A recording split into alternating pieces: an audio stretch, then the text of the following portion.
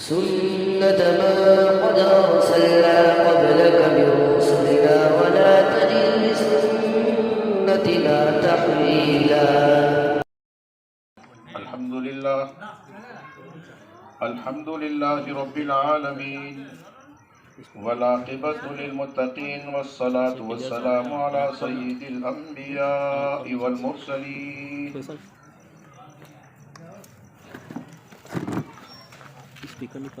وعلى آله وأصحابه أجمعين. أما بعد فأعوذ بالله من الشيطان الرجيم. بسم الله الرحمن الرحيم. يا أيها الذين آمنوا اتقوا الله ولتنظر نفس ما قدمت لغد واتقوا الله إن الله خبير بما تعملون. ولا تكونوا كالذين نسوا الله فأنساهم أنفسهم أولئك هم الفاسقون. وقال النبي صلى الله عليه وسلم الكيس من دان نفسه وعمل لما بعد الموت والعاجز من اتبع نفسه هواها وتمنى على الله. صدق اللہ العظیم صدق النبی الکریم.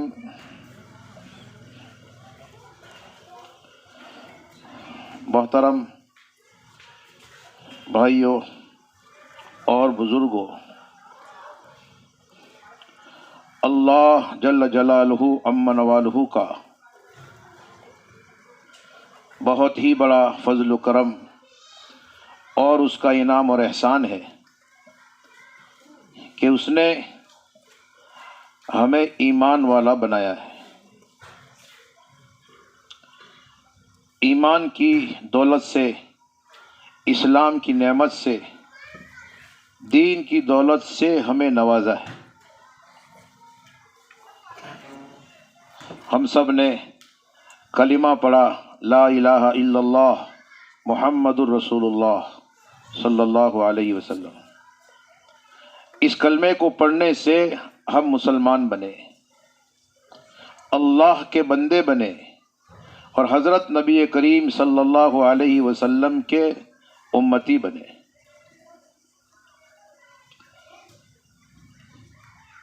اللہ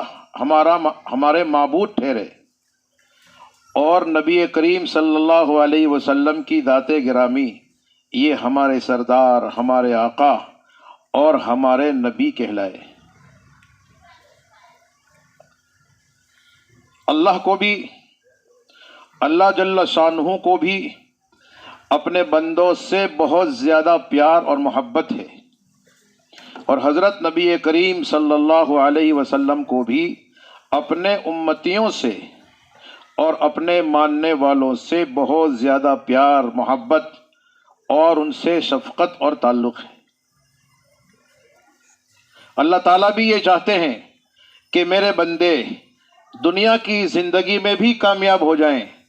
اور آخرت کی جو ہمیشہ ہمیش کی زندگی ہے اس زندگی میں بھی کامیاب ہو جائیں. دنیا کی زندگی میں بھی چین کے ساتھ، سکون کے ساتھ، دل کے اطمینان کے ساتھ اور خوشیوں بھری زندگی گزارے، اور آخرت کی زندگی جس کی شروعات موت سے ہوتی ہے، قبر کا مرحلہ آتا ہے، میدان محشر کی منزل آتی ہے، پل صراط پر سے گزرنے کا موقع آنا ہے، اور آخرت میں جنت اور جہنم کا معاملہ ہے. ان تمام منزلوں میں میرا ایک ایک بندہ کامیاب ہو جائے اور راحت اور آرام والی زندگی کو پالے اور حاصل کر لے، یہ اللہ جل شانہ چاہتے ہیں. نبی کریم صلی اللہ علیہ وسلم بھی یہی چاہتے ہیں کہ ایک ایک امتی کامیاب ہو جائے، ایک ایک امتی دنیا کی زندگی کی کامیابی بھی حاصل کر لیں اور آخرت کی زندگی کی بھی کامیابی حاصل کر لیں.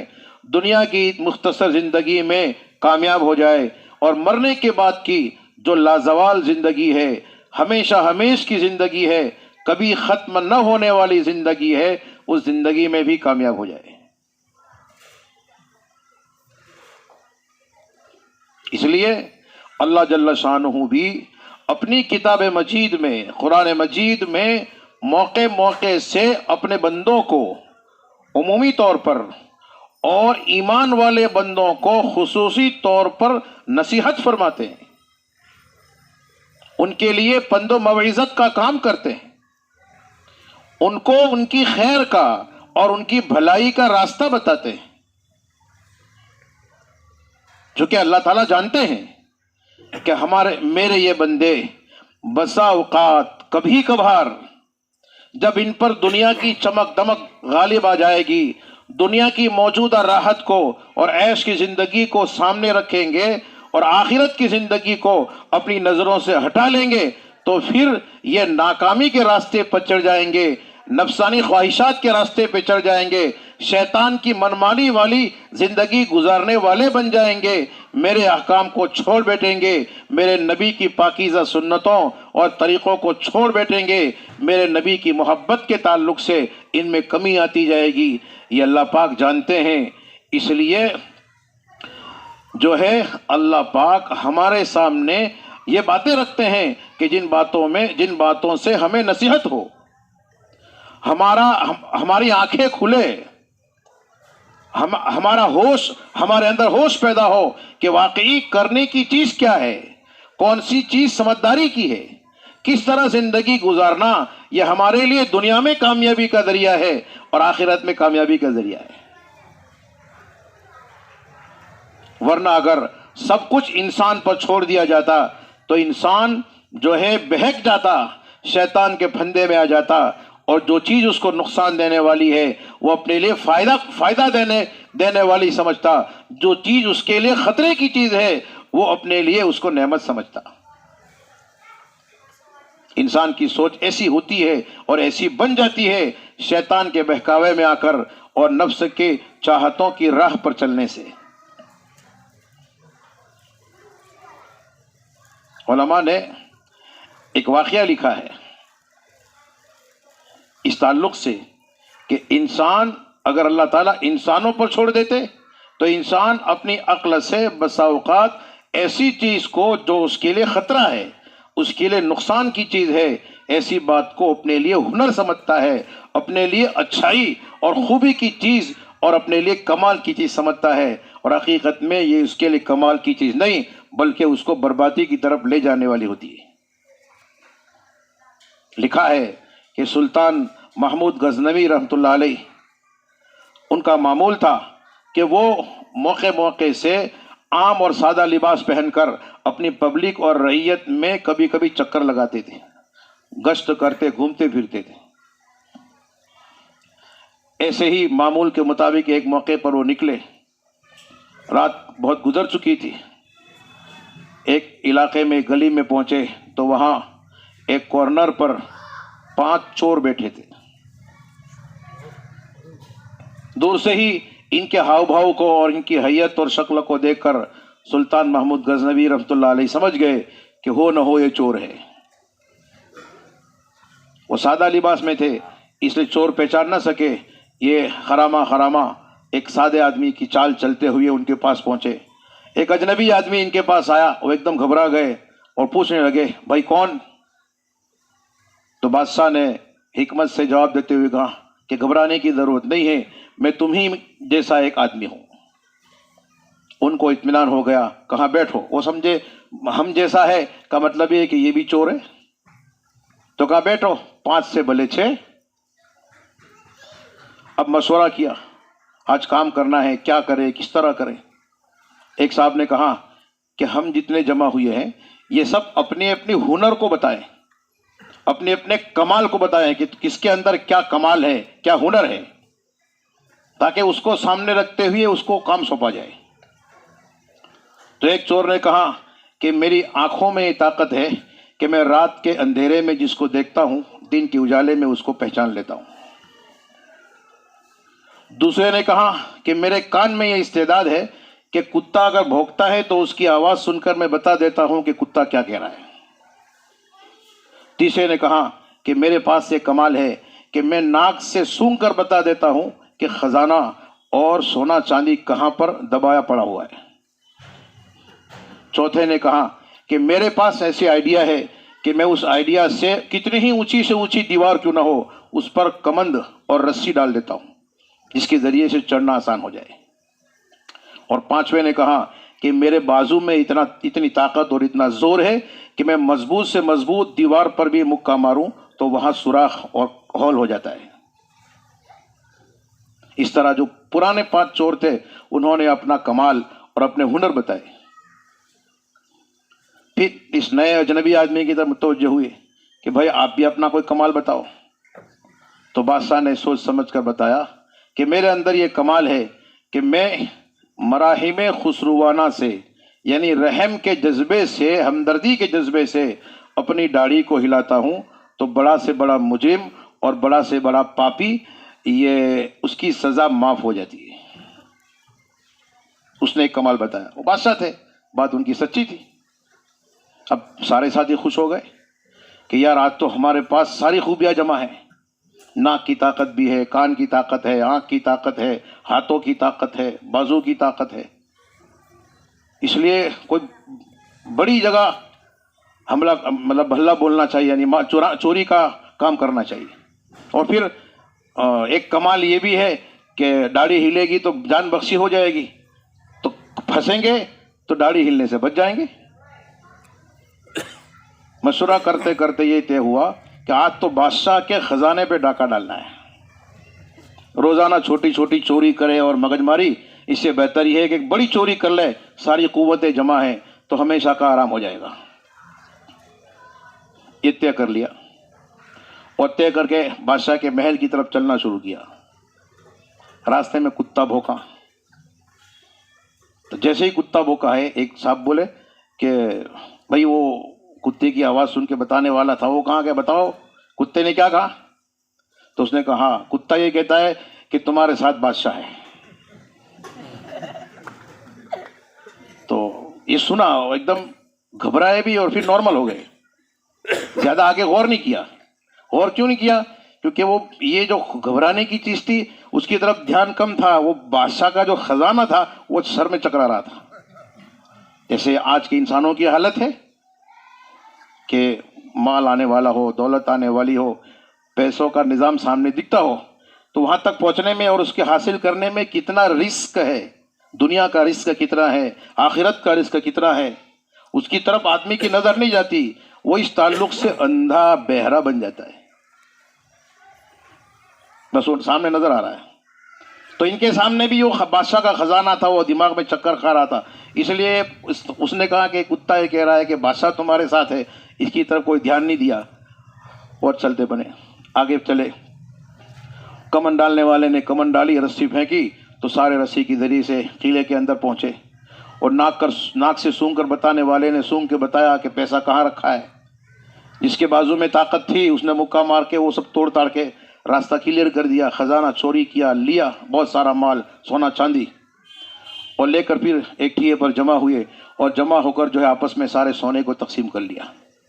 تقسیم کرنے کے بعد جب ایک دوسرے سے جدا ہو رہے تھے، واپسی ہو رہی تھی، تو بادشاہ نے ہوشیاری سے ایک ایک کا نام ٹھام ایڈریس سب پوچھ لیا، کون کہاں کا ہے۔ سب اپنے اپنے ٹھکانے میں پہنچ گئے۔ صبح ہوئی تو بادشاہ کی طرف سے وارنٹ جاری ہوا کہ فلاں نام کا آدمی فلاں محلے میں ہے، اس کو پکڑ کے لاؤ۔ تو 5 کے 5 پکڑے گئے، بادشاہ کے دربار میں لائے گئے۔ ان پر الزام لگا کہ بادشاہ کے خزانے کو انہوں نے لوٹا ہے۔ بادشاہ نے کہا ان سب کو پھانسی کی سزا سنا دو، کوئی گواہ اور بیان کی ضرورت نہیں ہے، میں خود گواہ ہوں کہ ان 5 نے چوری کی ہے۔ جلاد آیا اور جلاد نے آ کر جو ہے ان کو یہ فیصلہ سنایا کہ بادشاہ گواہ ہے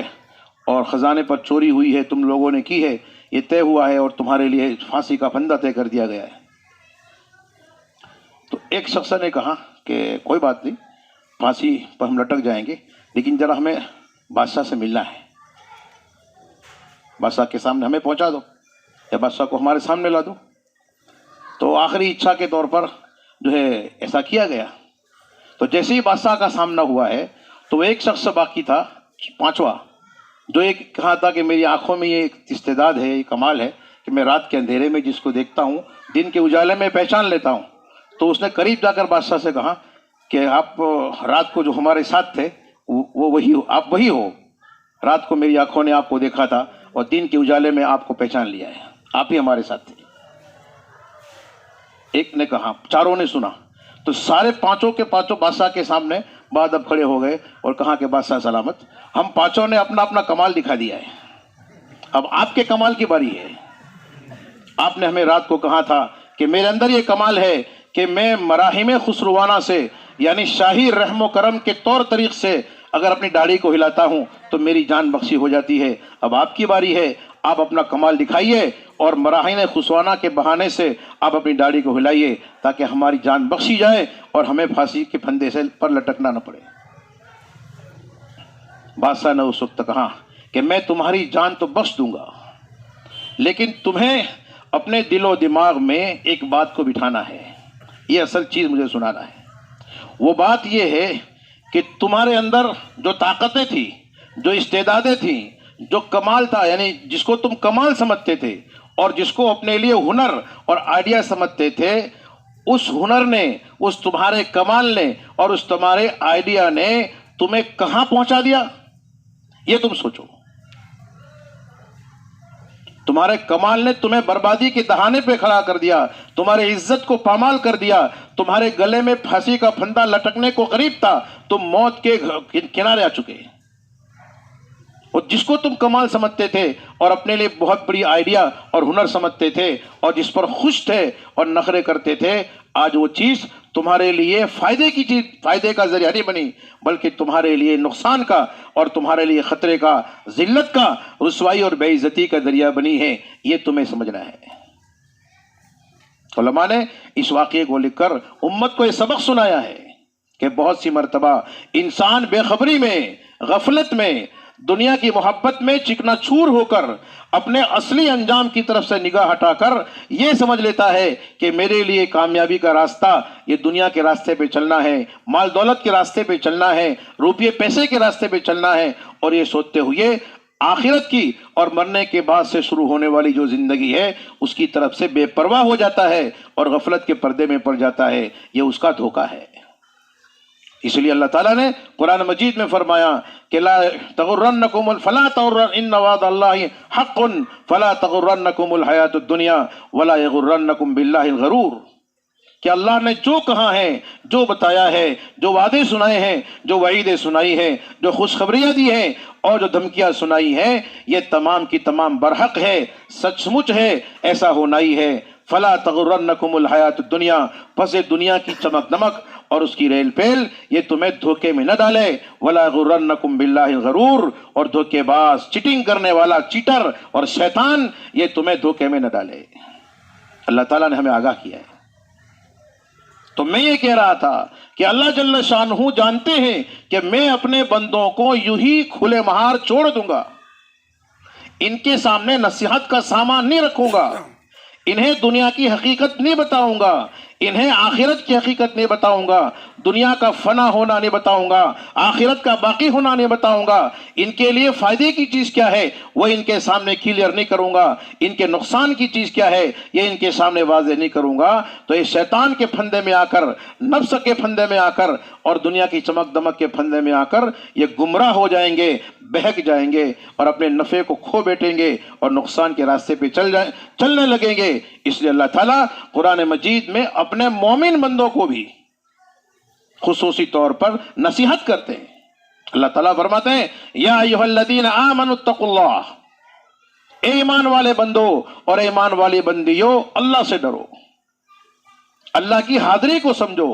اللہ کے حاضر ناظر ہونے کو یقین کرو، اس بات کو اپنے دل و دماغ میں بٹھا لو کہ اللہ ہر وقت تمہارے ساتھ ہے، اللہ اپنے علم کے ساتھ تمہارے ساتھ ہے، اپنی قدرت کے ساتھ تمہارے ساتھ ہے، تم اللہ کی پکڑ سے اور اس کی نظر سے اور اس کی قدرت سے کہیں بھی بھاگ نہیں سکتے۔ اس لیے اللہ سے ڈرو، اس کا خیال رکھو، اس کی نافرمانی سے بچو،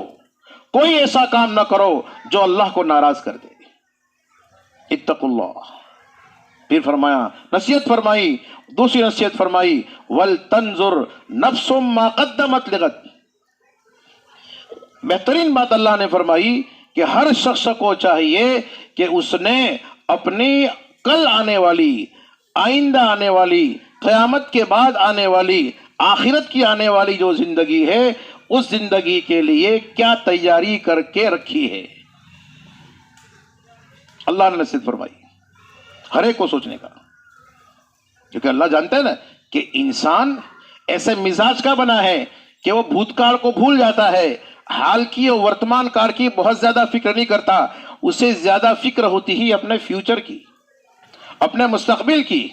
اپنے بھوشیہ کی۔ باپ اپنے چھوٹے بیٹے کے پیچھے خرچہ کرتا ہے، اس کے ہر ناز نخرے برداشت کر کے اس کو مدرسہ بھیجتا ہے، اس کو اسکول بھیجتا ہے، اس کو ٹیوشن بھیجتا ہے، وہ جو تقاضا رکھتا ہے وہ تقاضا پورا کرتا ہے، اپنے دماغ کے اعتبار سے، اپنے جسم و جان کے اعتبار سے، اپنے مال و دولت کے اعتبار سے پورا بچوں کے پیچھے لگ جاتا ہے، کماتا ہے بچوں کے لیے، گواتا ہے بچوں کے لیے، آرام کرتا ہے بچوں کے لیے اور اٹھتا ہے بچوں کے لیے۔ کیوں؟ تاکہ ان بچوں کا فیوچر بن جائے، بھوشیہ بن جائے۔ یہ انسان سوچتا ہے، ایسا اللہ کو معلوم ہے۔ تو اللہ تعالیٰ فرماتے ہیں کہ تم ایک فیوچر کو، اپنے فیوچر کو، اپنے بیٹے کے فیوچر کو، اپنی بیٹی کی فیوچر کو، اپنی پیڑھی کی فیوچر کو سوچتے ہو۔ وہ فیوچر جس کو تم سوچتے ہو وہ ایک قریب کا ہے، جو جلد آئے گا، جلد ختم ہوگا۔ وہ خوشی کا ہوگا تب بھی ختم ہوگا، وہ دکھ کے ساتھ ہوگا تب بھی ختم ہوگا، وہ امیری کے ساتھ ہوگا تب بھی ختم ہوگا، وہ غریبی کے ساتھ ہوگا تب بھی ختم ہوگا، وہ راحت کے ساتھ ہوگا تب بھی ختم ہوگا، وہ تکلیف اور درد کے ساتھ ہوگا تب بھی ختم ہوگا، روکھا سکھا بھی ختم ہوگا اور تر بتر بھی ختم ہوگا۔ یہ مستقبل یہ فیوچر قریب کا ہے، لیکن ایک فیوچر، ایک مستقبل، ایک بھوشیہ تمہارا اپنا، تمہارے مردوں کا، تمہاری عورتوں کا، تمہارے بیٹوں کا اور تمہاری بیٹیوں کا، وہ ہے جو آنا تو کچھ دیر سے ہے لیکن وہ آئے گا تو کبھی ختم نہیں ہوگا، وہ آئے گا ہمیشہ باقی رہے گا۔ وہاں کی خوشی ہوگی تو ایسی خوشی ہوگی جو کبھی ختم نہیں ہوگی، اور جہنم کی شکل میں وہاں کی تکلیفیں اور وہاں کا دکھ ہوگا تو یہ دکھ اور یہ تکلیفیں کبھی ختم نہیں ہوگی۔ وہاں کا سکھ بھی کامل ہے، کمپلیٹ ہے، 100% ہے، قائمی اور پرمیننٹ ہے، ہمیشہ باقی رہنے والا ہے، اور وہاں کا دکھ بھی اور وہاں کی تکلیفیں اور وہاں کے رنج بھی یہ ہمیشہ باقی رہنے والے ہیں۔ ایک ایسا فیوچر آنے والا ہے۔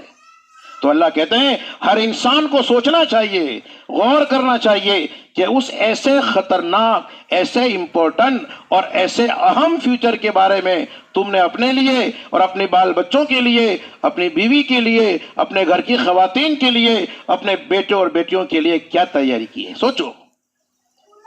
اللہ تعالیٰ کہہ رہے ہیں، نصیحت کر رہے ہیں، اور وہ آنا ہے، اس فیوچر کو آنا ہے، ضرور آنا ہے، اور وہ فیوچر ایسا ہے جو دنیا کے فیوچر سے بہت مختلف ہے۔ اگر مثال کے طور پر سمجھیے کہ اگر آپ نے اپنے بچوں کا فیوچر اس طور سے نہیں بنایا، دنیا کا فیوچر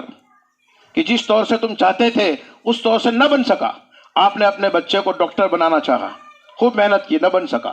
آپ نے اپنے بیٹے کو انجینئر بنانا چاہا، خوب محنت کی، نہ بن سکا، آپ نے اپنے بچے کو لوئر اور وکیل بنانا چاہا، خوب محنت کی، نہ بن سکا، تو تم نے جس لائن سے اس کا فیوچر سوچا تھا اس میں تم کامیاب نہیں ہوئے، تو اس کا مطلب یہ تو نہیں ہے کہ پھر تمہارا بیٹا جو نہ ڈاکٹر بنا، نہ انجینئر بنا، نہ وکیل بنا، وہ تمہارا بیٹا بھوکا مرے گا، اس کو روٹی بوٹی نہیں ملے گی، اس کی آپ شادی نہیں کراؤ گے، اس کے بچے نہیں ہوں گے، اس کو آپ گھر سے بے گھر کر دو گے نہ، وہ لوئر نہیں بنا، وہ انجینئر نہیں بنا، ڈاکٹر نہیں بنا، اس کے بعد بھی وہ آپ کے ساتھ رہے گا، آپ کا بیٹا ہے، اس راستے سے وہ کامیاب نہیں ہوا تو آپ اس کے لیے بزنس سوچیں گے، آپ اس کے لیے دکان سوچیں گے، آپ اس کے لیے کوئی اور راستہ سوچیں گے،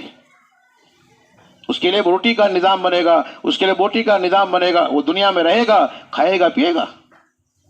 تو جو اصل مقصد تھا ڈاکٹر کی لائن سے، انجینئر کی لائن سے اور وکیل بنانے کی لائن سے، وہ مقصد دوسری لائن سے حاصل ہوگا، اور آپ اس پر مطمئن رہیں گے، آپ اس لائن سے اس پر محنت کر کے اس لائن سے بعد میں اس کے بگڑے فیوچر کو پریپیئر کر دیں گے، سدھار دیں گے۔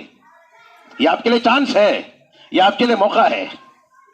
یہ دنیا کا فیوچر ہے اور آخرت کا فیوچر ایسا ہے میرے بھائیوں دوستوں بزرگوں کہ وہاں پہنچ گئے، اس کے بعد اس کی بھول کو سدھارنے کا، اس کے بگاڑ کو درست کرنے کا، اس کی کمی کمزوری کی بھرپائی کرنے کا اور اس کے پریپیئر کرنے کا کوئی راستہ نہیں ہے ہی نہیں۔ وہاں آپ کا فیوچر بگڑا وہ وہاں جا کے نہیں سدھرے گا، آپ کی اولاد کا فیوچر بگڑا وہ وہاں جا کے نہیں سدھرے گا، آپ کے گھر کی خواتین کا فیوچر بگڑا وہ وہاں جا کے نہیں سدھرے گا۔ وہاں تو خون کے آنسو روئے گا، پیپ کے آنسو روئے گا، روتا ہی جائے گا، آنسو ختم ہو جائیں گے اس کے، اور کہتا جائے گا ارجع نعمل فرجعنا نعمل انا موقنون، واپس بھیج دو، ہم دوبارہ سدھر کے آئیں گے، اچھے اعمال کر کے آئیں گے، آخرت کو نفع دینے والی کمائی کر کے آئیں گے، دوبارہ بھیج دو۔ اللہ تعالیٰ فرمائیں گے اخسؤوا فیہا ولا تکلمون کہ یہاں ذلیل ہو کر پڑے رہو اور مجھ سے بات مت کرو۔ تو وہاں سدھارنے کا کوئی چانس نہیں ہے۔ یہاں آپ کے پاس پیسہ نہیں ہے، آپ کسی دوست سے، رشتہ دار سے ادھار لیں گے، قرضہ لیں گے، لون لیں گے اور آپ کوئی راستہ نکالیں گے۔ وہاں قرضہ لینے کا، لون لینے کا بھی سسٹم نہیں ہے، کوئی دے گا ہی نہیں، کوئی نہیں دے گا، یعنی قریبی سے قریبی رشتہ دار بھی نہیں دے گا۔ قرآن کا اعلان ہے یوم یفر المرء من اخیہ وامہ وابیہ وصاحبتہ واخیہ، جن رشتہ داریوں کو آج آدمی اپنے لیے ایک دم قریبی، پرائیویٹ اور انگت سمجھتا ہے، اور جس کے بارے میں اس کا خیال یہ ہوتا ہے کہ مشکل موقع پر، یہ پریشانی کے موقع پر مجھے کام آئیں گے، اللہ تعالیٰ نے انہیں رشتہ داریوں کو بیان کیا ہے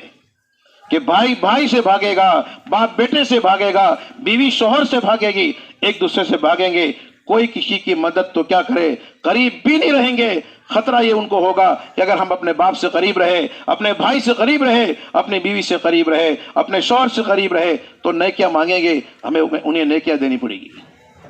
تو کوئی کام نہیں آئے گا۔ نہ تو قرضے کا سسٹم نہیں، وہاں رشوت بھی نہیں، وہاں کرپشن اور بھرشٹاچار بھی نہیں کہ آدمی کرپشن اور بھرشٹاچار کے راستے سے، رشوت کے راستے سے، اپنی جت بندی اور پارٹی کے راستے سے اللہ کو منا لے یا اپنا کام بنا لے، کچھ نہیں۔ وہاں سارے سسٹم فیل ہے۔ اللہ تعالیٰ نے قرآن میں جگہ جگہ ان ساری سسٹموں کا فیل ہونا اور اس کا ناکام ہونا بہت اچھی طرح واضح کیا ہے۔ یہ آخرت کا فیوچر ہے، بہت اہم اور امپورٹنٹ ہے۔ دنیا میں تو آپ ایک ملک میں سے دوسرے ملک چلے گئے تو آپ یہاں سے وہاں پیسے لے گئے، وہاں کام بن جائیں گے۔ ہاں وہاں کی کرنسی نہیں ہے، یہاں کی کرنسی لے کر آپ عمرے میں گئے، حج میں گئے تو یہاں کی کرنسی وہاں نہیں چلے گی۔ آخرت کا معاملہ تو ایسا ہے کہ یہاں کے کسی ملک کی کرنسی وہاں پر نہیں چلتی، وہاں روپیہ، ڈالر، پاؤنڈ، یورو کچھ نہیں چلتا، ریال اور دینار اور درہم کچھ نہیں چلتے، وہاں تو صرف اور صرف نیکیوں کی کرنسی چلتی ہے۔ نیکیوں کی کرنسی سے وہاں سب ملے گا، چائے بھی ملے گی، گٹکا بھی ملے گا، جو مانگو گے وہ سب ملے گا، لیکن کرنسی کون سی چاہیے؟ نیکیوں کی۔ یہ وہ فیوچر ہے۔ اس لیے اللہ تعالیٰ ہمیں کہہ رہے ہیں، ہمیں باہوش بنا رہے ہیں۔ اللہ تعالیٰ کہہ رہے ہیں ہوش کے ناخن کھولو اور غور کرو، وَلْتَنْظُرْ نَفْسٌ مَا قَدَّمَتْ لِغَدٍ، ایک ایک بھائی نے، ایک ایک بہن نے، ایک ایک بچے نے اور ایک ایک بچی نے اس فیوچر کا اور آخرت میں آنے والے مستقبل اور بھوشیہ کا کیا سوچا ہے، اس سلسلے میں کیا تیاری کی ہے۔ بھائیو دوستو بزرگوں، یہ ہمارے لیے غور کا اور سوچنے کا مقام ہے۔ دنیا کے لیے، دولت کے لیے، دنیا کی راحت اور آرام کے لیے تو ہم نے خوب سوچ لیا ہے، خوب سوچ کے رکھا ہے، اب آخرت کے لیے ہمیں سوچنا ہے۔ اللہ تعالیٰ نبی کریم صلی اللہ علیہ وسلم فرماتے ہیں الکیس من دان نفسہ وعمل لما بعد الموت، کہ سمجھدار وہ ہے کہ جو اپنے آپ کو اللہ رسول کا فرما بردار بنا دے اور آخرت میں نفع دینے والے کام کرے۔ اور آگے فرمایا والعاجز من اتبع نفسہ ہواها وتمنى علی اللہ، کہ سب سے زیادہ جو ہے بے وقوف اور ناسمجھ اور مورکھ اور احمق وہ ہے، جو ہے وہ احمق وہ ہے کہ جو غلط کام کرے، اللہ کے خلاف جرت کرے اور اپنے خیال میں بٹھا رکھے کہ اللہ بڑا غفور رحیم ہے۔ یہ مورکھ ہے، یہ احمق ہے۔ اللہ تعالیٰ نے ہمیں عقل دی ہے، اس عقل کو جلا دینا ہے، اس عقل کو تیز کرنا ہے، اس تیز عقل کی تیزی سے ہمیں اپنے نفع نقصان کو سوچنا ہے۔ اللہ کا شکر ادا کریں، اللہ کا احسان ادا کریں کہ اللہ پاک نے ہمارے فتنوں اور فساد کے زمانے میں یہ دعوت کی، تبلیغ کی اور جماعت کی جو محنت چلائی ہے، اس محنت کا ایک ہی مقصد ہے کہ آدمی کو اپنی زندگی کا مقصد یاد آ جائے۔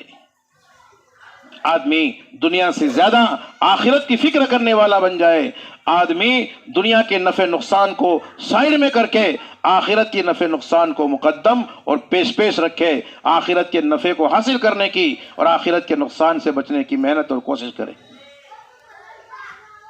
اسی ایک مقصد کے لیے دعوت کی اور تبلیغ کی محنت چل رہی ہے، اور اس کے لیے جو ہے مختلف قسم کے پروگرام ہوتے ہیں۔ الحمدللہ اس سال جو ہے ہمارے بزرگوں نے ہماری بھلائی کے لیے، ہمارے نفع کے لیے اور ہمیں آخرت کی فکر دلانے کے لیے، قبر حشر کی باتیں بتانے کے لیے، ہمارا مقصد زندگی کیا ہے اس کو اچھے طور پر واضح کرنے کے لیے ہمارے ضلع کا الحمدللہ اجتماع طے کیا ہے۔ اجتماع کا مقصد فقط 2-3 دن اپنا کاروبار بند کر کے وہاں جانا، آنا، رہنا، ناشتے پانی کرنا یہ نہیں ہے، بلکہ جتنی محنت ہو رہی ہے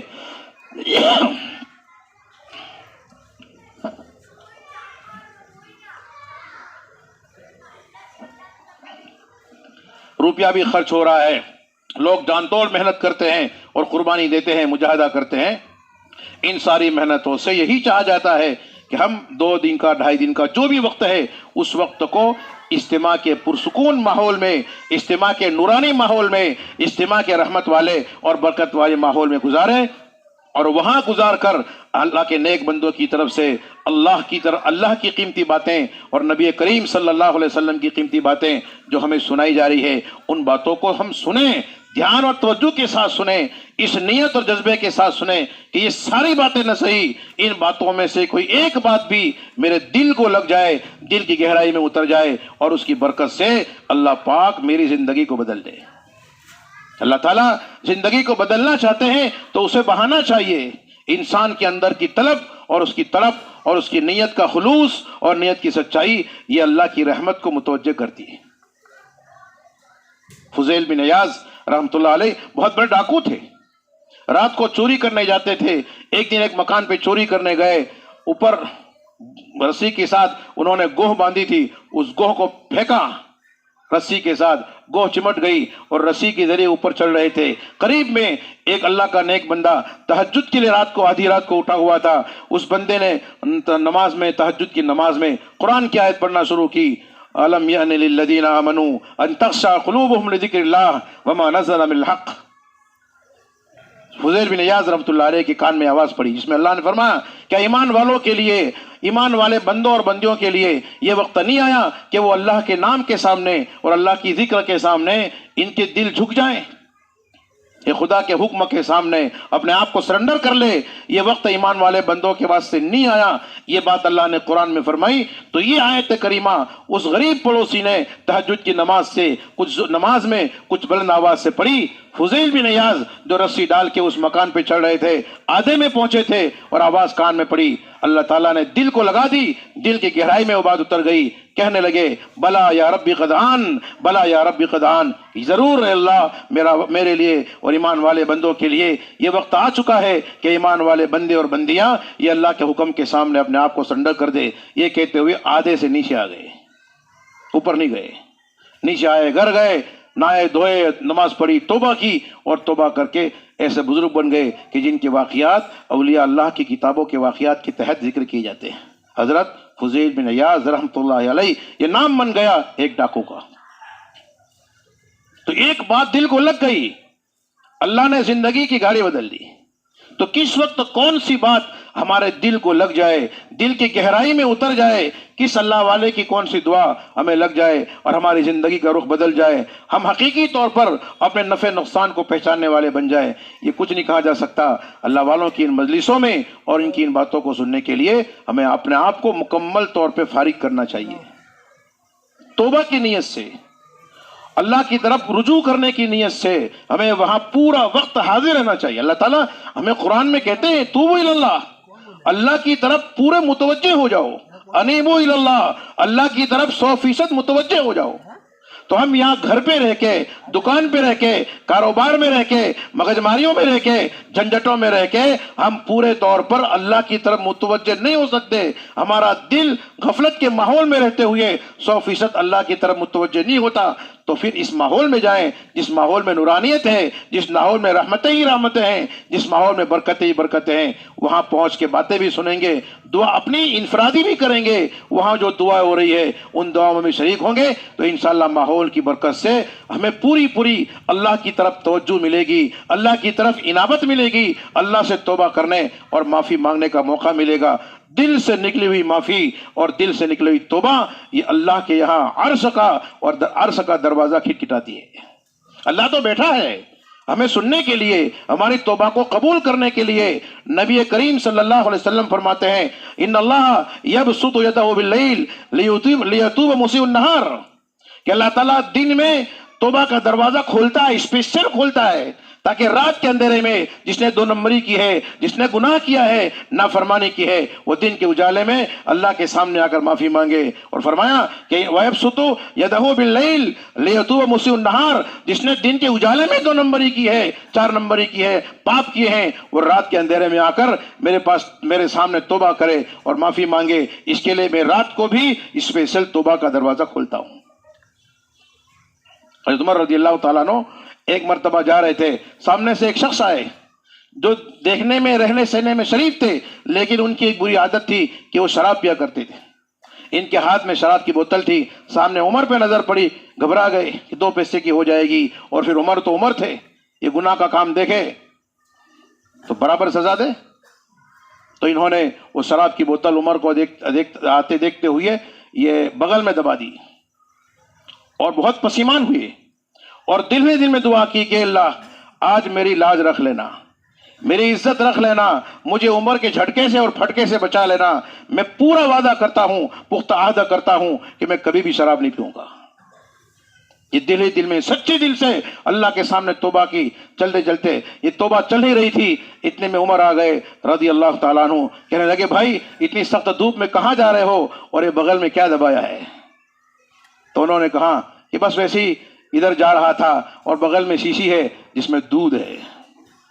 عمر نے کہا اچھا بغل میں دودھ کیوں دبایا ہے، لاؤ دکھاؤ تو۔ یوں عمر نے کہا تو شخص نے بغل سے گھبرائے، جب عمر نے کہا دکھاؤ تب تو پورے ہو گئے، کلومیٹر پورے، تو گھبرائے ایک دم جو ہے بغل سے بوتل نکالی تو دیکھا تو اس میں شراب نہیں تھی، دودھ تھا۔ دل سے نکلی توبہ تھی، اللہ نے قبول کر دی، اس شراب کو دودھ سے بدل دیا، اس کی عزت رکھی اللہ نے۔ اللہ اتنا کریم ہے، یا ایھا الانسان ما غرک بربک الکریم، اللہ کہتے ہیں اس کریم خدا کی طرف سے تجھے کس نے دھوکے میں ڈال رکھا ہے، تو دھوکے میں پڑا ہے۔ جس کو منانا ہے، جس کو خوش کرنا ہے، جس کو راضی کرنا ہے، اس کو راضی کرنے کی فکر نہیں کرتا، اور دنیا کے انسانوں کو راضی کرنے کے لیے لاکھ جتن کرتا ہے۔ اس ایک کو راضی کر لے وہ ساری کائنات کو راضی کر لے گا، اللہ فرماتے ہیں۔ تو اللہ تو ایسا ہے میرے بھائیوں، بڑا رحیم ہے، بڑا کریم ہے، اسے ہی ہماری فکر ہے، اس لیے وہ قرآن میں مختلف طور طریقے سے ہمیں نصیحت فرماتے ہیں، ہمیں موعظت کرتے ہیں، ہمیں سمجھاتے ہیں کہ ایمان والے بندو تمہیں کس طرح رہنا ہے، ایمان والے بندیوں تمہیں کس طرح رہنا ہے۔ اور اسی اللہ کے کہنے سے، اسی اللہ کی باتوں کو سنانے کے لیے ہمارے بڑے یا ہمارے لیے اجتماعات کے عنوان سے پروگرام رکھتے ہیں۔ تو میں کہہ رہا تھا کہ اجتماع کا جو عنوان ہے اور اس کا جو پروگرام ہے، اس میں جو ہے سچی نیت کے ساتھ، اپنی توبہ کی نیت کے ساتھ، معافی کی نیت کے ساتھ، پچھلی گناہوں بھری اور پاپوں بھری زندگی اس کو چھوڑنے کی نیت کے ساتھ، اور پورے اس نورانی اور روحانی اور برکت والے رحمت والے ماحول میں پورے طور پر ہمیں شریک ہونا ہے۔ ویسے تو اصل تو یہ تھا کہ ہم وہاں سے جو اللہ کے راستے میں دین کی، ایمان کی، ہدایت کی اور آخرت کی محنت کے لیے جو 4 مہینے کی اور چلے کی جماعتیں جانے والی ہے، ان جماعتوں میں ہماری ترتیب بنتی، ہمارا نظام بنتا، ہمارے گھر سے کسی بھائی کا نظام بنتا، لیکن کسی وجہ سے نہیں ہو پا رہا، تو کم سے کم جتنا وقت 2-2.5 دن کا جو اجتماع ہے، اس اجتماع کے پورے وقت میں پورے طور پر اپنے آپ کو وہاں شریک کریں، مجلسوں میں بھی شریک ہو۔ اجتماع میں شریک ہونا یہ وہاں کے ہوٹلوں میں گھومنا نہیں ہے، بلکہ وہاں جو مجلسیں ہو رہی ہے، وہاں جو باتیں ہو رہی ہے، ان باتوں میں بیٹھے دھیان کے ساتھ سنیں، سچی طلب اور طلب کے ساتھ سنیں گے تو انشاءاللہ نفع ہوگا۔ کوئی بات اللہ پاک ہمارے دلوں میں لگا دیں گے، دل میں اتار دیں گے، ہماری دل سے نکلی توبہ اللہ قبول کر دیں گے، تو انشاءاللہ ہماری زندگی بن جائے گی۔ تو جتنے ساتھی بیٹھے ہیں وہ سارے ساتھی نیت کریں، ارادہ کریں کہ انشاءاللہ اپنی زندگی کو اچھی بنانے کی نیت کے ساتھ اور اس کی طلب کے ساتھ انشاءاللہ ہم پورا وقت جو ہے اجتماع میں شریک رہیں گے، کریں گے انشاءاللہ۔ یہ نومبر کا مہینہ ختم ہو رہا ہے، دسمبر میں 10، 11، 12 یہ 3 دن کا اجتماع ہمارا گودرا میں ہے۔ 10 تاریخ کو عصر سے اجتماع شروع ہوگا، تو عصر سے پہلے تک جو ہے ہم جو ہے اپنا کاروبار جو کوئی بھی ہے اس کو سمیٹ لیں، اس کی ترتیب بنا دیں اور عصر سے پہلے تک وہاں پہنچنے کی فکر کریں۔ عصر کے بعد انشاءاللہ مجلس ہوگی، مغرب کے بعد بھی مجلس ہوگی، پھر 11 تاریخ کو فجر بعد بھی ہوگی، 10 بجے کے سے لے کر 12، 12:30 تک تعلیم اور 6 صفات وغیرہ کا مذاکرہ ہوگا، پھر ظہر کے بعد مجلس ہوگی، عصر کے بعد، مغرب کے بعد، اس کے بعد جو ہے 12 تاریخ کو صبح فجر کے بعد مجلس ہوگی اور پھر 9، 9:30 بجے سے لے کر 11:30، 12 بجے تک آخری مجلس ہوگی اور اس کے بعد دعا ہوگی۔ تو 10 تاریخ کی عصر سے لے کے 12 تاریخ کے 12 بجے تک کا پورا وقت فارغ کر کے وہاں پہنچنا ہے اور پہنچ کر وہاں شریک ہونا ہے، تو کریں گے انشاءاللہ۔ صرف دعا میں پہنچے یہ مناسب نہیں، یہ نہ کرنے سے تو یہ بھی اچھا ہے، لیکن ایک سیدھی سادی بات ہے کہ میں ہوں، آپ ہو، کوئی بھی ہو، کام کا جو ٹائم ہے اس ٹائم میں نہ پہنچے اور جب تنخواہ دی جا رہی ہے اس ٹائم میں پہنچ جاوے، تو بولو کچھ ملے گا، اور جن کو دیا جا رہا ہے ان کو دینے کے بعد کچھ گر پڑ جائے گا، وہ مل جائے گا، لیکن یہ ایسا ہوتا ہے کہ وہ لوگ کو گرنے پڑنے دیتا نہیں، کیونکہ سارا کام کا ہے، کوئی گرنے پڑنے دیتا ہی نہیں، ان کو جن کو ملتا ہے ان کو کم پڑتا ہے۔ تو جب کام ہو رہا تھا، مذاکرے ہو رہے تھے، محنتیں کی باتیں ہو رہی تھی، اس کے چرچے ہو رہے تھے، اس وقت ہم نہیں پہنچے اور پھر فقط دعا میں پہنچ رہے ہیں، یہ مناسب نہیں۔ نہ پہنچنے سے، کسی وجہ سے نہیں پہنچ پائے تو دعا میں ہی چلے گئے، آمین کہہ دی، اس طرح کسی نہ کسی طرح اپنا حصہ بنا لیا، وہ اپنی جگہ ہے، لیکن یہ اصل نہیں ہے، یہ اچھا نہیں ہے، یہ محرومی کی بات ہے۔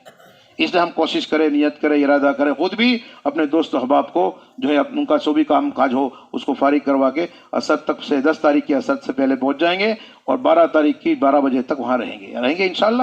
اور وہاں جو باتیں رکھی جائے ان باتوں کو سنیں گے، کریں گے انشاءاللہ۔ اللہ پاک ہمیں عمل کی توفیق عطا فرمائے۔ سبحان اللہ و بحمدہ، سبحانک اللہم و بحمدک، ونشہد ان لا الہ الا انت، نستغفرک ونتوب الیک۔ سبحان ربک رب العزۃ عما یصفون وسلام علی المرسلین۔ بسم اللہ الرحمن الرحیم، الحمد للہ رب العالمین،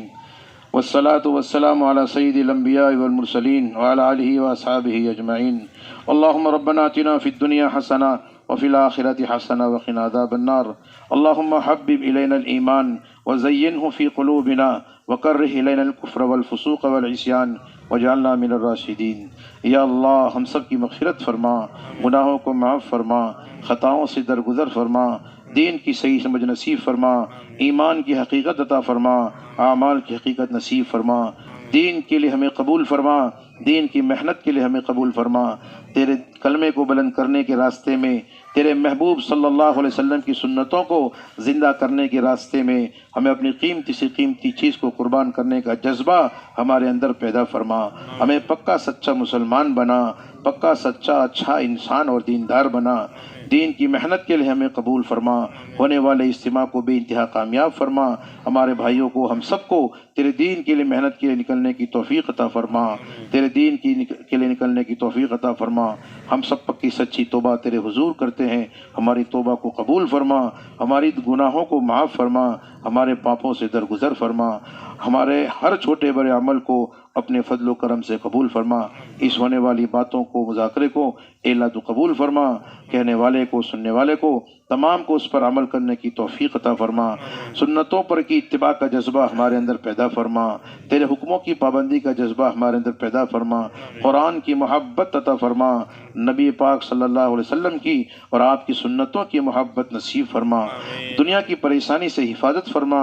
آخرت کی پریشانی سے حفاظت فرما، ہمیں موت سے پہلے موت کی تیاری کرنے والا بنا، آخرت کی فکر کرنے والا بنا، ہمیں آگے آنے والے حقیقی فیوچر اور مستقبل کو بنانے کی، اپنے فیوچر کو بنانے کی توفیق عطا فرما، اپنی آل اولاد اور نسل اور خاندان کے فیوچر کو بنانے کی توفیق عطا فرما، جان کی حفاظت فرما، مال کی حفاظت فرما، عزت اور آبرو کی حفاظت فرما، ایمان اعمال کی حفاظت فرما، چین سکون کی زندگی دنیا میں عطا فرما، آخرت میں عطا فرما، موت اور اس کے بعد کے ہر مرحلے کو آسان فرما، قبر کو جنت کا باغ بنا، جہنم کا گھڑا بننے سے حفاظت فرما، میدان محشر میں تیرے عرش کا رحمت کا سایہ نصیب فرما، پل صراط پر سے بجلی کی طرح گزار کر آخرت میں بلا حساب و کتاب کے جنت الفردوس میں اعلیٰ صلاح مقام نصیب فرما۔ یا اللہ ہمارے ہر چھوٹے بڑے عمل کو اپنے فضل و کرم سے تیرے محبوب پاک صلی اللہ علیہ وسلم کے عشق طفیل میں قبول فرما۔ صلی اللہ تعالی علی خیر خلقہ محمد وعلی آلہ وصحبہ اجمعین۔